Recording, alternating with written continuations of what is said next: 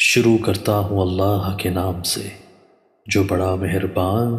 اور نہایت رحم کرنے والا ہے۔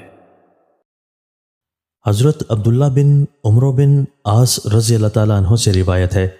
کہ ایک دن رسول اللہ صلی اللہ علیہ وآلہ وسلم نے نماز کے بارے میں گفتگو فرماتے ہوئے ارشاد فرمایا کہ جو بندہ نماز اہتمام سے ادا کرے گا تو وہ قیامت کے دن اس کے واسطے نور ہوگی،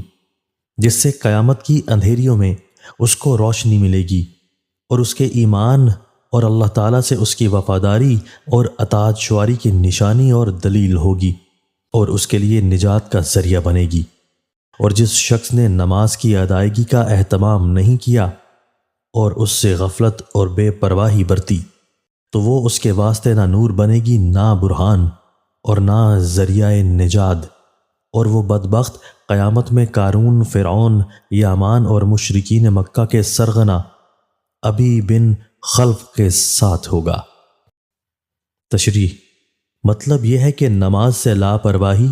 وہ جرم عظیم ہے جو آدمی کو اس جہنم میں پہنچائے گا جہاں فرعون و حامان اور قارون اور ابی بن خلف جیسے خدا کے باغی ڈالے جائیں گے۔ لیکن ظاہر ہے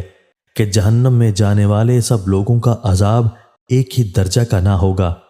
ایک قید خانہ میں بہت سے قیدی ہوتے ہیں اور اپنے اپنے جرائم کے مطابق ان کی سزائیں مختلف ہوتی ہیں۔ دوستو، اللہ تعالی ہمیں ان احادیث مبارکہ پر عمل کرنے اور اپنی زندگیوں کو سنوارنے کی توفیق عطا فرمائے۔